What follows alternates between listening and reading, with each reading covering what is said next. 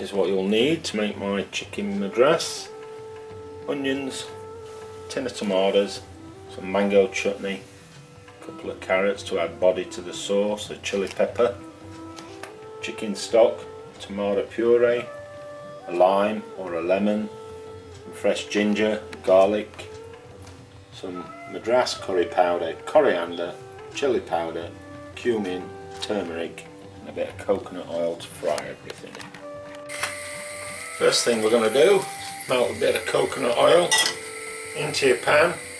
Then you're going in with your onions, chilli and your carrot, and just soften them down for 5 minutes.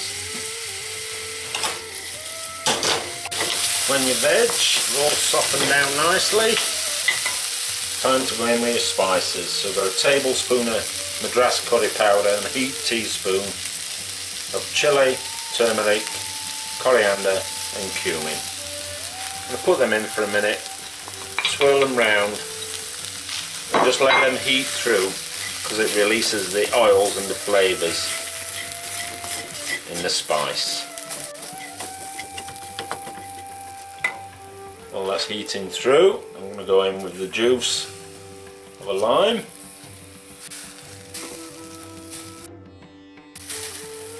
Then a tablespoon of your mango chutney.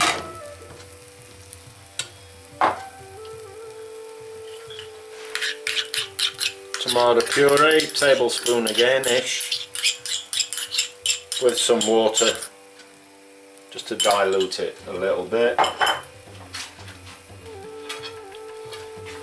Then your fresh ginger and garlic.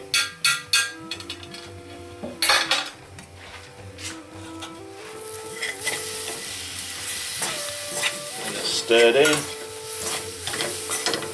Get some heat into it.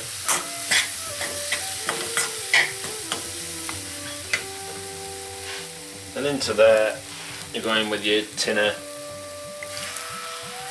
chopped tomatoes.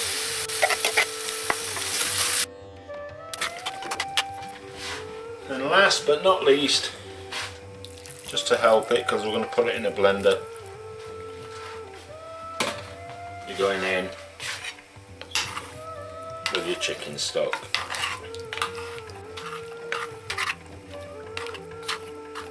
Then we're going to leave that simmer in there for around 15 minutes, just for all the flavours to permeate each other.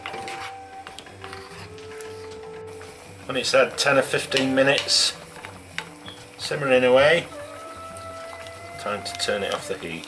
Don't forget to get these bits that have accumulated around the edges. They're all the caramelised bits. Really tasty. When it's cooled down a bit, just going to go in with some salt, freshly cracked black pepper seasoning. Give that a quick mix round. And then it's into the blender to get blitzed. Once it's been in the blender, put it back into the pan.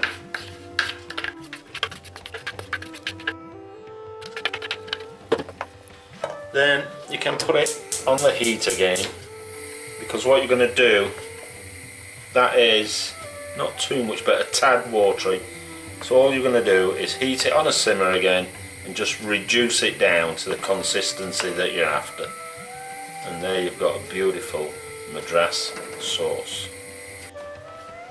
Once you've got it down to a consistency you're happy with, it's time to go in with whatever you've chose. I've chose some chicken tikka, mainly because it's delicious.